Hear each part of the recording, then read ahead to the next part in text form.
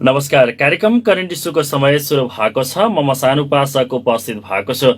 Radio bulletin 89.7 megahertz Hetauda र internet अनलाइनमा www.bulletinfm.com बाट प्रसारण भइरहेको कार्यक्रम करेन्ट इस्युमा हरेक अङ्कमा नयाँ अतिथिसँग नयाँ विषयमा कुराकानी गर्ने गर्छौँ। आज हामीसँग जसपा मकवानपुरका नेता तथा बागमती प्रदेश युवा सचिव हरिहर खतिवडा हुनुहुन्छ। यहाँलाई कार्यक्रममा हार्दिक स्वागत छ। नमस्कार। यो कोभिड-19 को लगभग 7औं महिना चलिरहेको अवस्था छ। यो अवस्थासम्म आइपुग्दा नेकपा नेतृत्वको सरकारले गरिरहेको कामप्रति तपाईँ कतिको सन्तुष्ट हुनुहुन्छ? कोभिड-19 आज 7औं महिना चलिरहँदाखेरि नेकपा सरकारले गरेको कामप्रति हामी सन्तुष्ट हुने कुनै पनि वातावरण छैन।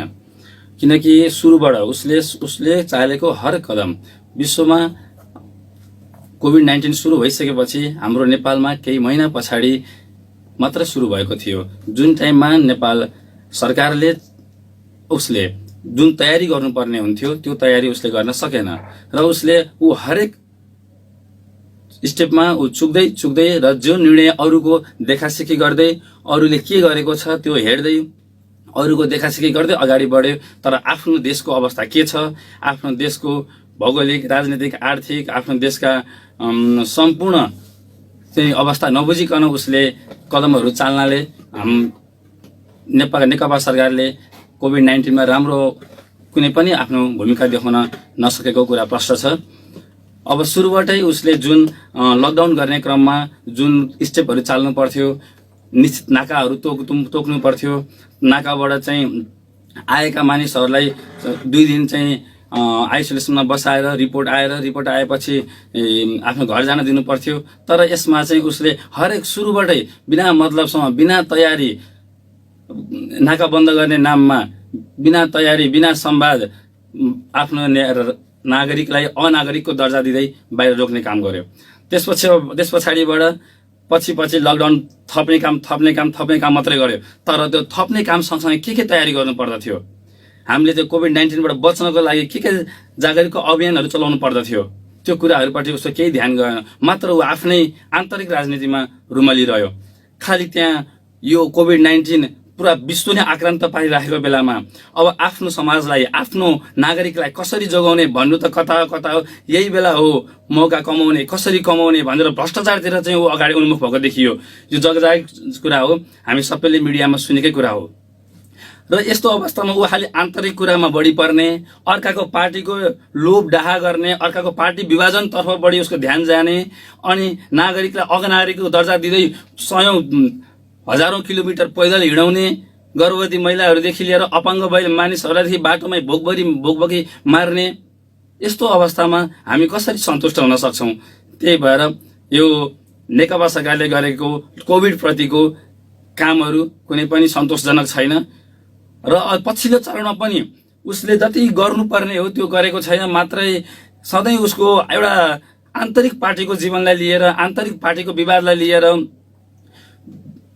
यस्तो महामारीको समयमा पनि नागरिकप्रति सचेत नहुने, राष्ट्रप्रति सचेत नहुने भन्दाखेरि अब हामीले यसलाई राम्रो मान्न सक्दैनौँ र यो नराम्रो। जस्तो नेकपा सरकारले त गरेन, प्रतिपक्षीहरूको आवाज पनि कम सुनिएको भन्ने जनगुनासो छ नि, यो चाहिँ मान्न तयार हुनुहुन्छ?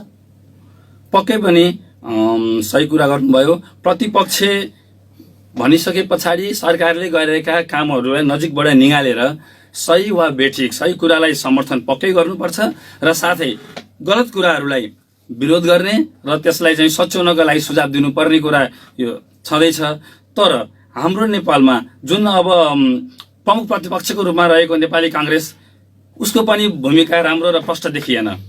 उसले पनि अब आन्तरिक कुरामै रुमलिरह्यो। ऊ पनि खालि सरकारले जे भन्यो त्यतै कुरा मान्दै जान्ने, बरु कता चाहिँ यो राजनीतिक यो नियुक्तिहरू पाइन्छ, कता संवैधानिक नियुक्ति पाइन्छ भनी उतैको पार्टी अध्यक्षहरू चाहिँ नेपाली काङ्ग्रेसका पार्टी अध्यक्षहरू भेट्न जाने।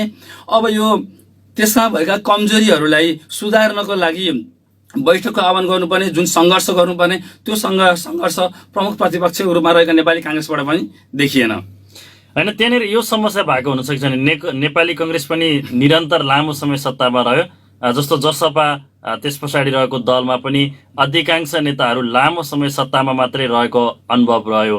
प्रतिपक्षको अनुभव तपाईँहरूलाई कमी भएको? प्रतिपक्ष नेपाली काङ्ग्रेस नेपाली राजनीतिमा बढीभन्दा बढी समयमा ऊ सत्तामै बसेको राजनीति गरेको पार्टी हो। तर त्यो त भनिरहँदा रहँदै उसले आफू प्रतिपक्षमा भइसकेपछि आफूले निर्वाह गर्नुपर्ने भूमिकाप्रति त ऊ सजग हुनु पर्यो, त्यो गर्नु पर्यो। उसबाट चाहिँ त्यो नभएकै हो, जति हुनुपर्ने त्यो भन्दा एकदम नेग्लिजिबल रूपमा मात्रै भएको पाइन्छ, जुनबाट परिवर्तनको लागि सम्भव छैन। अब जहाँसम्म तपाईँले उठाउनु भयो हाम्रो जनता समाजवादी पार्टी, जनता समाजवादी पार्टी पहिला नयाँ शक्ति र सङ्घीय समाजवादी फोरम हुँदै समाजवादी पार्टी नेपाल र त्यसपछिबाट अहिले राष्ट्रिय जनता पार्टी राजपासँग मिलेर जनता समाजवादी पार्टी भएको छ। हामीले आफ्नो तर्फबाट पुरै गति गर्नुपर्ने, जति परिवर्तनको लागि चाहिने त्यति नै हामीले सङ्घर्ष त गर्न नसकेको होला, तर आफ्नो तर्फबाट हामीले गर्नुपर्ने, हामीले खेल्नुपर्ने भूमिका हामी खेलिराखेका छौँ। मात्र अलिकति हाम्रो अहिले भर्खर पार्टी समायोजन पनि भएको र समायोजनमा अलिक बढी समयको लागेको कारणले गर्दा हामीले जति दिनुपर्ने हो र हामी जति दिन चाहेका हौँ, जति हामीले परिवर्तन गर्न चाहेका हौँ, जति सङ्घर्ष हामीले खेल्न चाहेका हौँ त्यति हामीले गर्न नसकेको पक्कै हो। तर हामीले गर्नुपर्ने काममा हामी एकदम ध्यानपूर्वक सजगपूर्वक हामीले गरिरहेका छौँ। तर सत्ता नेकपा जो सत्तामा बसिरहेको छ र जो प्रतिपक्षको रूपमा रहेको नेपाली काङ्ग्रेसको भूमिका एकदमै विहीन देखिएको छ, एकदमै न्यून देखिएको छ। उनीहरू दुवैजनाले आफै वहन गर्नुपर्ने भूमिकामा उनीहरू फेलियर भएको कुरा प्रष्टै छ। जस्तो सरकारले कोभिड-19 काम गर्न नसके पनि जस्तो तपाईँहरूलाई त एक गराउने काम अध्यादेश ल्याएर गर्यो नि सरकारले, होइन? अब त्यसलाई यसरी पनि नबुझौँ मसानजी, किनभनेदेखि हामी वैकल्पिक राजनीति गर्ने भनेर नेपालमा उदाएका हौँ। हामी पार्टीमाथि अर्को एक थप पार्टी बन्ने र कसरी चाहिँ सत्ताकोमा गएर त्यसलाई चुस्ने भनेर हामीले यो पार्टी स्थापना भएको होइन।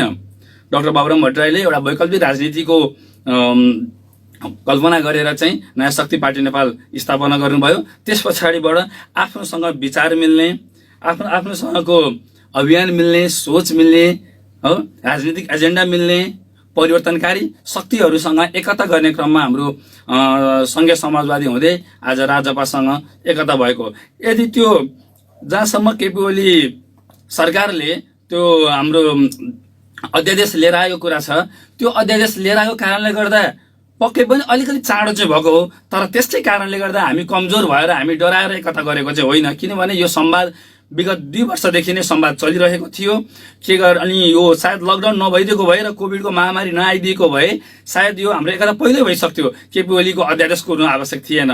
तर पछि यो महामारी आइदियो, त्यसपछि लकडाउन भयो, हिँड्न पाइएन, संवाद गर्न पाइएन, सामाजिक दूरीदेखि लिएर मान्नुपर्ने कुरा, सरकारका राम्रा कुराहरू त हामीले नागरिक भइसकेपछि मान्नुपर्छ। त्यो मान्ने क्रममा अलिकति वार्ता संवादले गर्दा ढिला भएको पक्कै हो, तर त्यही कारणले भएको चाहिँ होइन।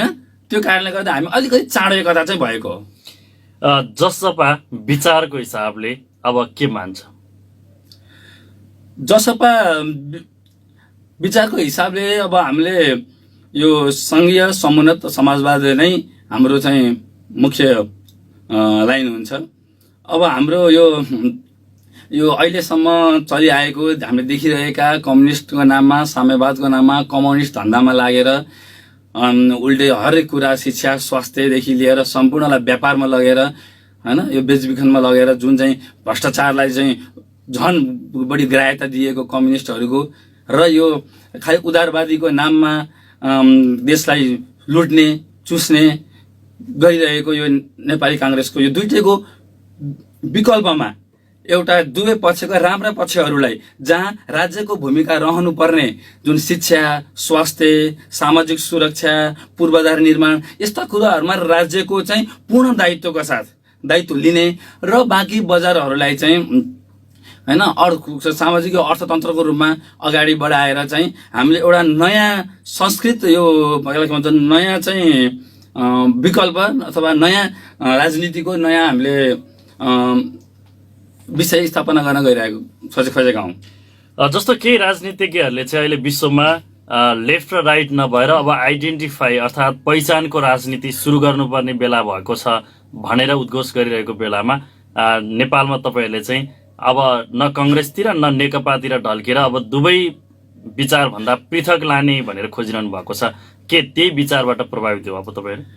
अब होइन ठ्याक्कै पहिचानवादी भन्दा पनि लेफ्ट राइट भनेको यो विचार समय अनुकूल त्यो समयमा फ्रान्सको होइन क्रान्ति अनुसार कुन चाहिँ परिवर्तनकारी शक्तिहरू चाहिँ लेफ्ट साइड बसे, जो चाहिँ पुरानै चाहने शक्तिहरू चाहिँ राइट साइड बसे, अनि त्यसबाट डिफाइन भएको लेफ्टिस्ट राइटिस्ट भन्ने कुरा।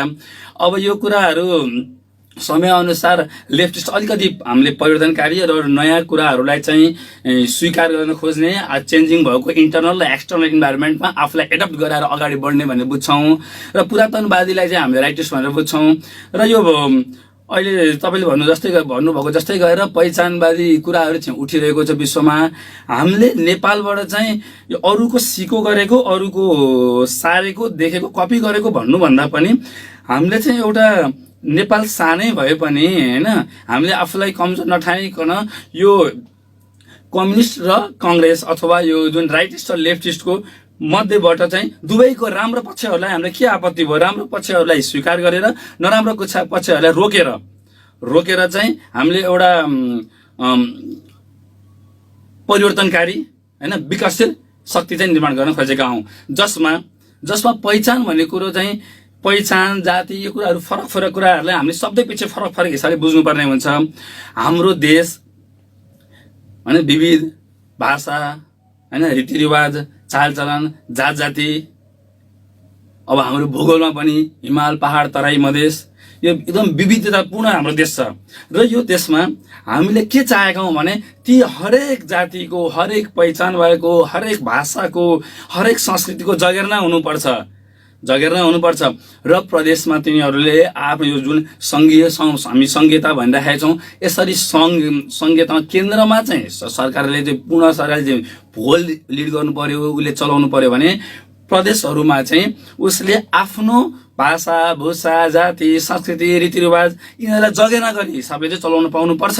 कसैको पनि भाषा धर्ममा खेलवाड गर्नु हुँदैन। कुनै कोही जातकै आधारमा चाहिँ कोही सर्वश्रेष्ठ हुने र कोही चाहिँ तुच्छ हुने, कोही भाषाकै आधारमा सर्वश्रेष्ठ हुने, कोही नराम्रो तुच्छ हुने, यो कुराहरू हुनु हुँदैन। सबैलाई समानतामा लिएर र राष्ट्रिय एकताको निम्ति एउटै राष्ट्र छ, एउटा अब अझ हामीले क्लियर हुनुपर्छ। राष्ट्र, राज्य, हाम्रो नेपाल बहुराष्ट्रिय र राज्य भन्नाले भूगोललाई निर्णय त्यसले सो अप गर्छ। अब राष्ट्र भनेपछि त्यहाँभित्र भएका जाति, भाषा, भाषी, संस्कृतिहरूलाई कुरा जनाउँछ।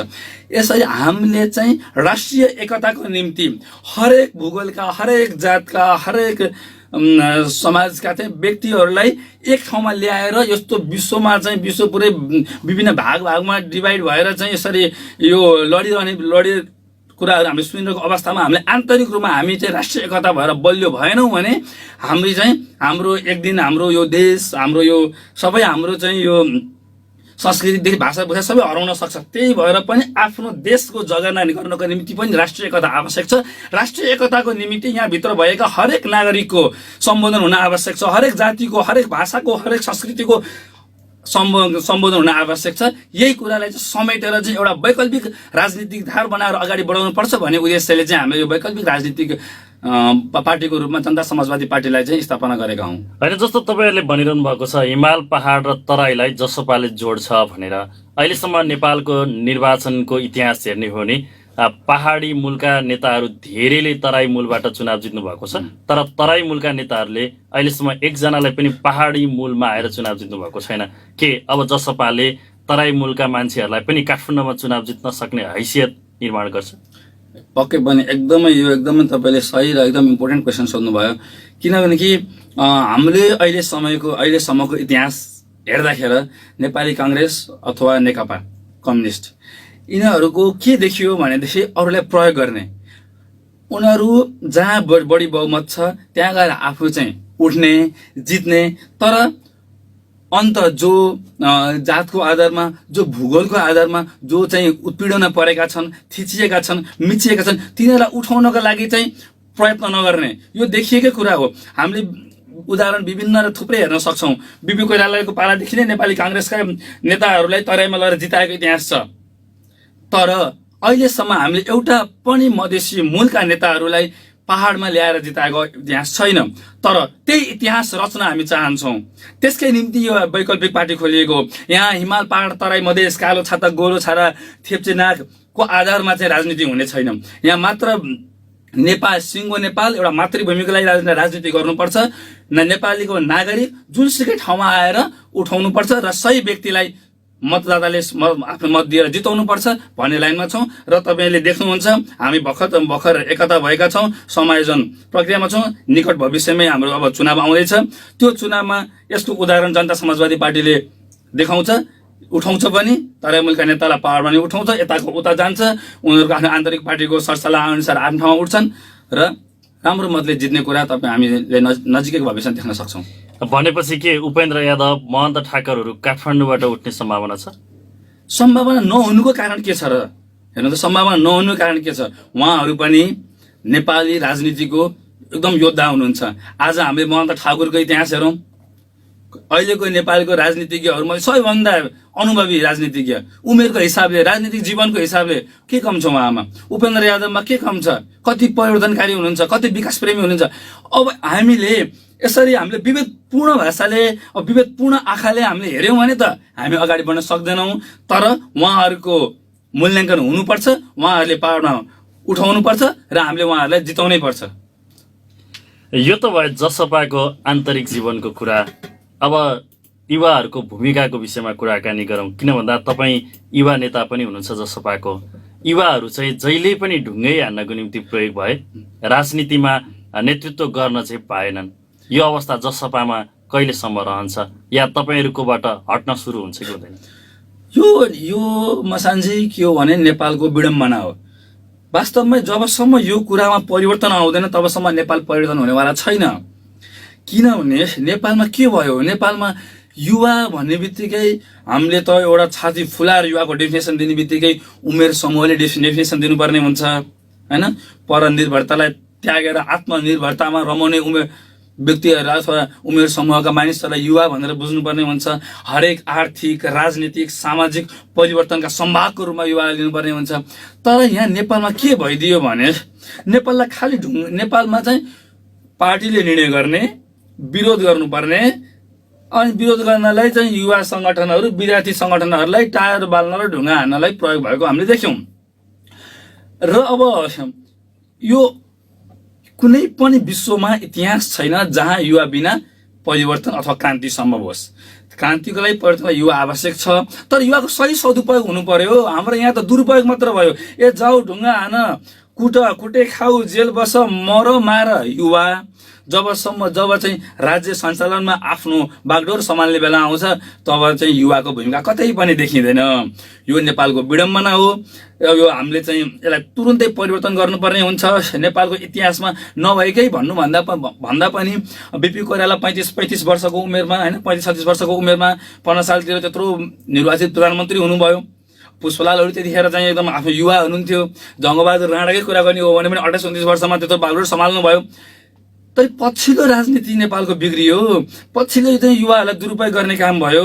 युवाहरूलाई खालि आफ्नो हितको लागि उसलाई झोले कार्यकर्ताको रूपमा परिवर्तन गरेर तिमी चाहिँ भोलि भविष्यका कर्णधार हौ, तिमी काँचो माटो हौ, तिमीले धेरै कुरा सिक्नु छ, तिमी भविष्यमा कर्णधार हुन्छौ भनेर थुमथुमाएर चाहिँ यस्ता साइडमा लगाउने काम मात्रै भयो। यो कुरो जबसम्म चेन्ज हुँदैन, तिमी भविष्यको कर्णधार होइन भाइ, तिमी आजको वर्तमानको साझेदार हौ। तिमीले आजै सहकार्य गरेर हातमा हात मिलाएर अङ्गालो मारेर चाहिँ तिमीले राजनीतिमा भाग लिनुपर्छ र तिम्रो भूमिका हुनुपर्छ भनेर चाहिँ अगाडि बढाइएको भए आजको नेपाल यो नेपाल हुने थिएन मसानजी। किनभने यो 20-30 वर्षको इतिहास हामीले हेर्न सक्छौँ। विश्वका थुप्रै यो चीनलाई हेर्न सक्छौँ, सिङ्गापुरलाई हेर्न सक्छौँ, उता हाम्रो कोरियालाई हेर्न सक्छौँ।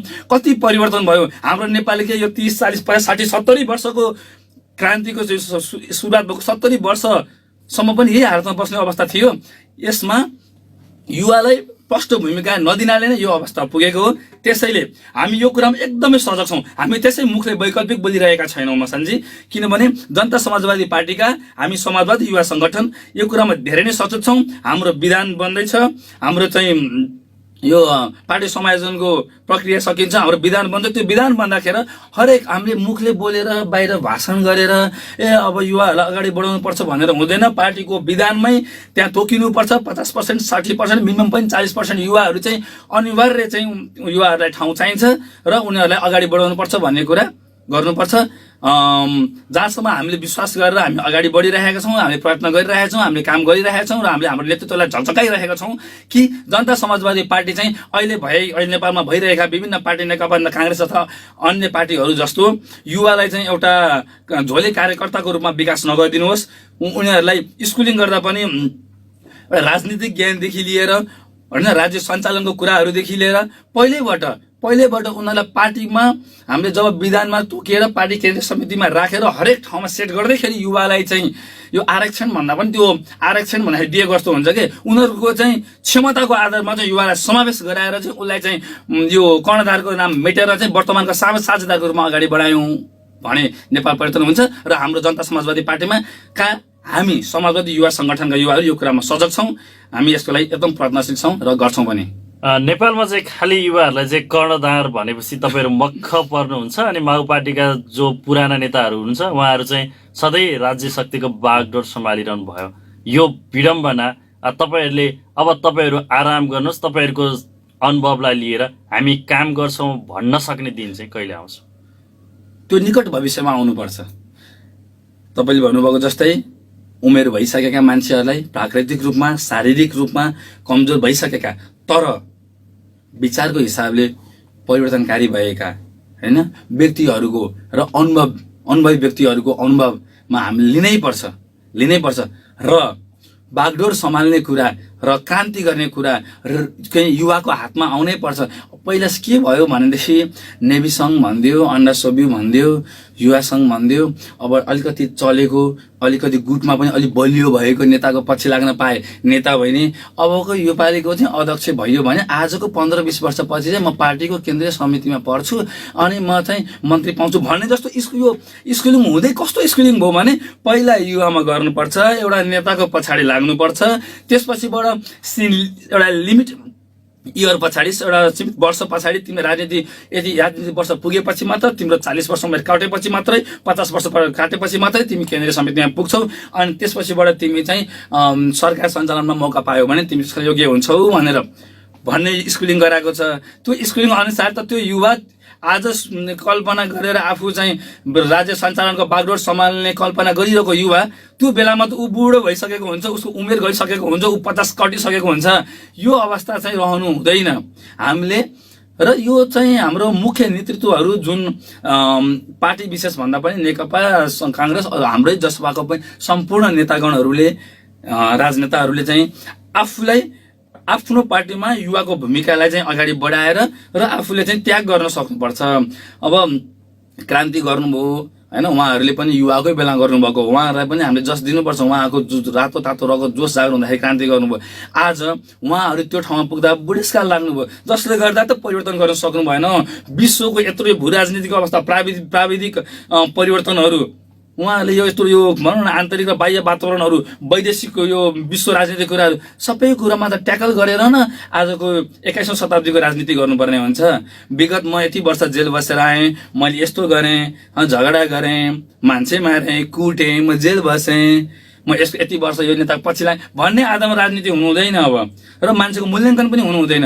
आज विश्वमा जतिवटा हामीले विकसित मुलुकहरूको चाहिँ उदाहरण लिन्छौँ होइन, विशेष गरी स्क्यान्डिनेभियन र नर्डिक कन्ट्रीहरूको हामीले उदाहरण लिन सक्छौँ। त्यहाँको ह्याप्पिनेस इन्डेक्स चाहिँ त्यहाँको नि हाई छ। त्यहाँ हामीले हेर्न सक्छौँ त्यहाँ यो जेलको बस्यो, कसले कति राजनीति गर्यो, कसले कति ब्याज दिने, साउ कति दियो, अब उसलाई कति ब्याज दिने भन्ने राजनीतिमा हुँदैन। उसको आजको भिजन कस्तो छ, ऊ कतिको प्रविधि मैत्री छ र उसले कसरी आफ्नो नागरिकलाई आफ्नो देशलाई चाहिँ राष्ट्रिय एकता कायम गर्न सक्छ भन्ने आधारमा चाहिँ नेताको अथवा कार्यकर्ताको अथवा युवाहरूको अथवा नागरिकको मूल्याङ्कन गरेर उनीहरूलाई चाहिँ राजनीतिको बागडोर सम्हाल्नलाई दिनुपर्छ। र यो कुरामा अब हामी जनता समाजवादी पार्टी भर्खर सुरु भइरहेको अवस्थामा मैले तपाईँले सोधेको कुरा हर चिज हुन्छ मात्र मुखले जवाब भनिरहन भन्दा पनि हामीले निकट भविष्यमा तपाईँलाई यो कुराहरूको चाहिँ गरेरै होइन हामीले उदाहरण दिन र हामी यो नेपालको इतिहासमा एउटा साँच्चै नै वैकल्पिक पार्टी रहेछ, साँच्चै नै युवा मैत्री पार्टी रहेछ, साँच्चै नै विकास प्रेमी पार्टी रहेछ, साँच्चै नै परिवर्तनकारी पार्टी रहेछ। क्रान्ति भने बन्दुक लिएर हान्ने मात्र होइन कि साँच्चै नै विकासको लागि एकदम वृहत क्रान्ति गर्ने सङ्घर्ष गर्न सक्ने पार्टी रहेछ भन्ने कुरा हामी तपाईँलाई देखाएर उदाहरणीय बन्न चाहन्छौँ। जस्तो युवाहरूमा पनि एउटा समस्या छ, तपाईँहरू चाहिँ जागिरको प्रलोभनमा पर्ने, ठेक्कापट्टाको प्रलोभनमा पर्ने लगायत अन्य आर्थिक प्रलोभनमा परिहाल्छन् भनेर माओ पार्टीले चाहिँ पेलिरहेको त होइन? पक्कै पनि त्यो पनि निश्चय पनि हो। किन भनेदेखि नेपालको अवस्था बिगारिदिने त त्यही माओ पार्टीका माओ नेताहरूले हुन्। यहाँ रोजगारीको अवस्था सिर्जना नगरिदिने होइन, अनि त्यसबाट यहाँ चाहिँ जसले इमान्दारपूर्वक काम गर्छ त्यो कहिले अगाडि बढ्न नसक्ने, जो चाहिँ ठेकदार बन्ने भने लैलैमा लफङ्गा गुन्डा भएर चाहिँ 2 नम्बरी काम गर्दै हिँड्छ, उनीहरूलाई चाहिँ अगाडि बढेर चाहिँ बढाइदिने, उनीहरूकै नेताहरूले पनि समर्थन लिने, उनीहरूलाई दायाँमा राखेर हिँड्न पाए आफू बलियो भयो भन्ने ठान्ने। त्यो भएपछि मैले अघि त्यही कुरा जोडेँ, यहाँ स्कुलिङै गलत बनाइयो। अब यस्तो अवस्था छ, भोकमरीको अवस्था छ नेपालमा। दिनकै हामी भोके मान्छे, अहिलेको झन् यो कोभिडले गर्दा मान्छे त खान नपाएर मान्छे झुन्डेर मरिरहेको हामी सबैजना समाचार सुन्न पाउँछौँ। छातीमाथि नाम्लो राखेर बाटोमा मान्छे ढलिमृत्यु अवस्थामा हामी पाइरहेका छौँ। यस्तो अवस्थामा मान्छेले खानको लागि त त्यो आश देखाउँछ, अनि युवाहरू पनि बिचरा उनीहरूको यो रहर भन्दा पनि यो कस्तो एउटा बाध्यताको रूपमा नेपाली राजनीतिले त्यसलाई सिर्जना गर्यो, विकास गर्यो। आज भनौँ न 30-40 लाख अझ भारतको सबै गर्ने हो भने 50 लाखको हाराहारीमा चाहिँ नेपाली युवाहरू चाहिँ भारत लगायत विभिन्न खाडी मुलुकमा चाहिँ आफ्नो श्रम दिएको नै होइन, शोषण गइराख्नु परिरहेको अवस्था छ हो। अब यसरी आज त्यो कोरिया, त्यो इजरायल अनि त्यो मलेसिया परिवर्तन गर्न सक्ने, त्यो त्यस्तो तातो बालुवामा चाहिँ सिँचाइ गर्न सक्ने युवा, हाम्रो नेपाली युवा आफ्नो देशको यस्तो मलिलो माटो, यस्तो प्राकृतिक वरदान स्वरूप स्वर्गीय माटोमा चाहिँ यसरी सडिरहनु परेको छ। काम गर्ने वातावरण छैन। उनीहरूले आफ्नोसँग भएको सिपै नभएको भए कसरी त्यहाँ लिन्छ, कसरी परिवर्तन हुन्छ? सिङ्गापुर किन लाग्छ, किन खोलाउँछ भ्याकेन्सी नेपालीलाई, मलेसियाले, कतारले, अनि दुबईले, अनि कोरियाले? सिप छ, इमान्दारिता छ, सम्पूर्ण कुरा छ, मात्र के छ नेपाली युवाको क्षमता, नेपाली युवाको इमान्दारिता चिन्न सक्ने आँखा, त्यो दृष्टि चाहिँ हाम्रो नेपाली राजनीतिमा छैन। यो दृष्टि चाहिँ हामीले हाल्न आवश्यक छ। अब यो विभिन्न स्कुलले गर्दाखेरि बिकाउ केही पक्कै भएका हुन्, तर यो पछिल्लो समयमा हामीले कुरा गरिराखेको जस्तै त्यति साह्रो धेरै बिकाउ अवस्था पनि छैन, किनभने शिक्षाको पहुँचले गर्दाखेरि र आफै सजगताले गर्दाखेरि युवाहरूले अब वास्तवमै हामी अगाडि नबढिकन नेपालमा क्रान्ति सम्भव छैन, नेपालमा विकास सम्भव छैन, हामीले केही पाइला चाल्नै पर्छ भन्ने कुरा बुझिसकेका छन् र त्यही अनुरूप अहिले त्यो ट्रेन्ड ब्रेक गर्दैछन् है। अहिले पछिल्लो चरणमा हामीले बुझ्दै जाँदाखेरि म यसो आफ्नो निकट अरू पार्टीहरूको पनि हेर्दाखेरि त्यहाँ केही आलोचनात्मक केही सुरुवात भएको पाउन सकिन्छ। अहिलेसम्म त के भयो भने आलोचना नगर भाइ, तिम्रो आलोचना गर्ने बेलै भएको छैन, नेताले जे बोल्यो त्यो ठिक बोल्यो, बोस इज अलवेज राइट भने जस्तो के नेताले बोलेको कुरो हर कुरा ठिक भन्ने स्कुलिङ भयो। जहाँ आलोचनात्मक चेत हुँदैन र सहीलाई सही भनेर स्वीकारेर गलतलाई यो गलत हो, चाहे त्यो आफ्नो पार्टी नेतृत्वले भनोस्, चाहे त्यो जोसुकैले भनोस्, गलतलाई गलत भनेर युवाले चाहिँ अगाडि उभिन सक्दैन, तबसम्म युवा प्रयोग नै हुने हो। र त्यो कुरो हाम्रो पार्टीले मात्र होइन, म मेरो नेकपा निकटका साथीहरू, काङ्ग्रेस निकटका साथीहरू सम्पूर्णलाई यही आह्वान गर्न चाहन्छौँ, हामी आलोचनात्मक चेतसहित हामी युवाहरू एक ढिक्का भएर अगाडि बढौँ, आफ्नो पार्टी पङ्क्तिलाई परिवर्तन गरौँ, पार्टी विधानलाई परिवर्तन गरौँ, अनि पो हाम्रो पार्टी सरकारमा पुग्दाखेरि हामीले राम्रो काम गर्न सक्छौँ। पार्टी विधानै ठिक छैन, स्कुलिङै ठिक छैन, अनि कसरी सरकारमा गयो भने त्यही स्कुलिङबाट अगाडि बढ्ने हो। त्यही भएर म यो अपिलका साथ सम्पूर्ण युवाहरूलाई अपिल गर्न चाहन्छु। जस्तो हरेक नेताले भन्ने गरेको विधि विधान र पद्धति भन्ने गरिन्छ, अहिले नेपालमा हेर्ने भने कुनै पार्टीमा पनि विधि विधान र पद्धति चाहिँ देखिन्न। त्यही मारले गर्दाखेरि चाहिँ युवा विद्यार्थीहरू सधैँ राजनीतिमा पीडित भएको त होइन? पक्कै पनि हो। यहाँ के भयो भन्दाखेरि नेपालको इतिहासमा क्षणिक कपीको पानामा लेखिदिने यो हुनुपर्छ, एकदमै युवाहरू आवश्यक पर्छ, युवा भनेका परिवर्तनकारी शक्तिहरू हुन्, उनीहरूलाई अगाडि बढ्ने कपीको पानामा लेखिदिने, यसो त्यो के अरे मासलाई आफूपट्टि तान्नको लागि भाषण पनि गरिदिइहाल्ने, यो युवा भने यस्तो उस्तो भनिदिने। तर त्यो क्षणिक रूपमा बोलिएको भाषण अनि त्यो कविको पानामा लेखेको विधि विधानले मात्र चल्दैन। विधि विधान त त्यो हुनुपर्छ जसमा लेखेपछि त्यो लागू हुनुपर्छ, कार्यान्वयन हुनुपर्छ।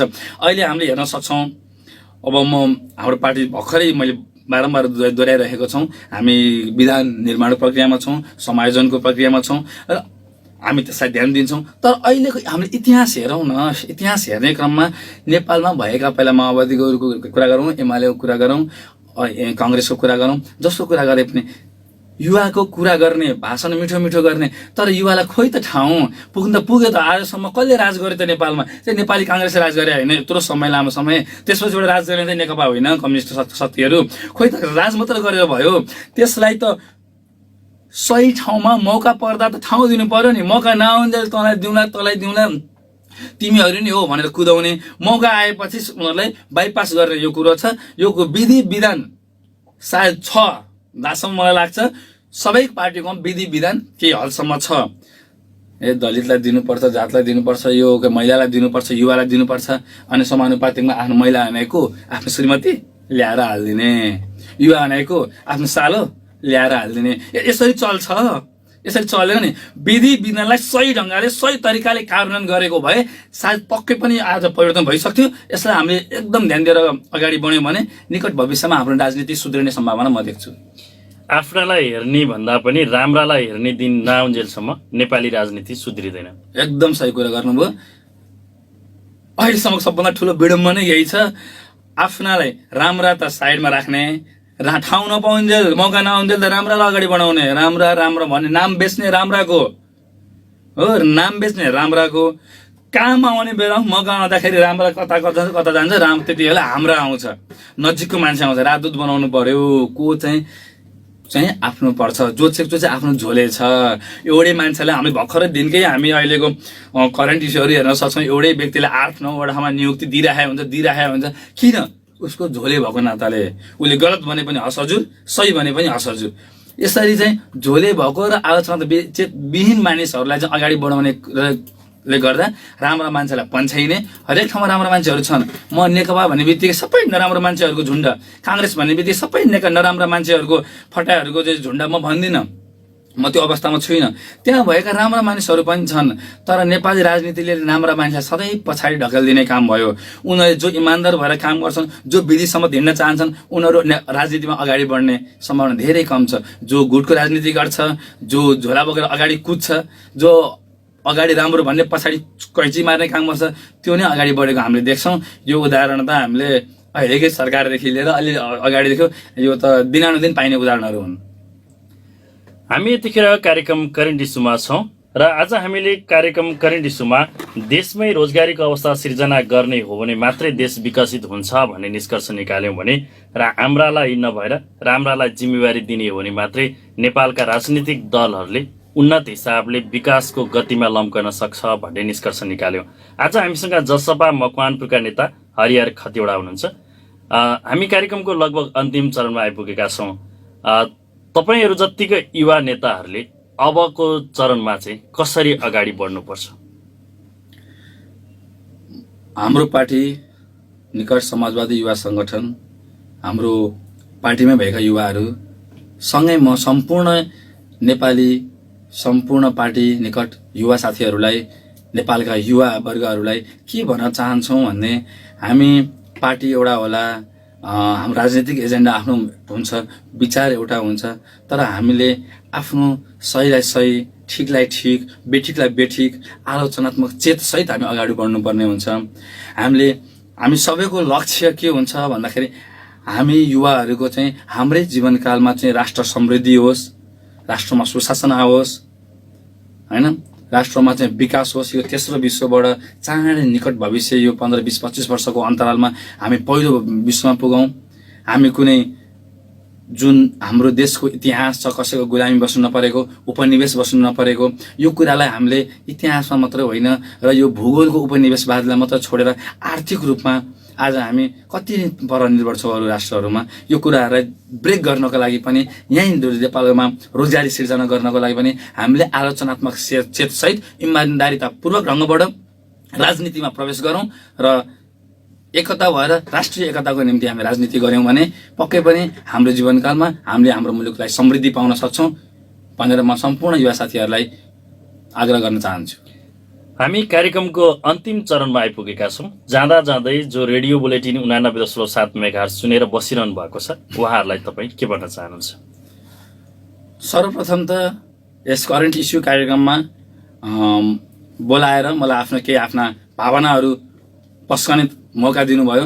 यसमा म सिङ्गो रेडियो बुलेटिनको परिवारलाई एकदम कृतज्ञता ज्ञापन गर्न चाहन्छु र साथै सम्पूर्ण श्रोताहरूलाई अब भर्खर हाम्रो नेपाली समाजको नेपालीहरूको महान चाड बडा दशैं सकियो। अब हाम्रो नेपाल सम्वत दीपावली, शुभ दीपावली, छठ पर्व निकट आउँदैछ। यसमा हामी सबैजना एकदमै खुसीका साथ परिवारजनमै बाहिर यो अब अहिले हामीलाई विश्व नै आक्रान्त पारेको बेलामा यो कोभिडबाट हामीले सतर्कता अपनाउँदै धेरै टाढाको यात्रा नगरिकन आफ्नै घर परिवारसँग बसेर यो महान चाडपर्वहरूलाई चाहिँ मनाऊ र साथै अन्तिममा यो हामीले हाम्रा नेता, हाम्रा मान्छे, मेरो मान्छे, आफ्नो मान्छे भन्ने कुरालाई छोडेर सम्पूर्ण श्रोताहरूले एकपटक छातीमा हात राखेर राम्रा मान्छे, राम्रा नेता, परिवर्तनकारी, विकास प्रेमी को छ र उनीहरूलाई कसरी साथ दिने भनेर सोच्ने बेला आइसकेको हुनाले आफ्नो देश परिवर्तनका लागि तपाईहरु सम्पूर्णले सोचिदिनु होला भनेर म अनुरोध गर्न चाहन्छु। यहाँको व्यस्त समयको बावजुद हामीलाई समय दिनुभयो, यहाँलाई हार्दिक धन्यवाद छ। तपाईहरुले पनि मलाई बोलाउनु भयो, आफ्नो कुरा राख्ने मौका दिनुभयो, तपाईहरुलाई धेरै धेरै धन्यवाद।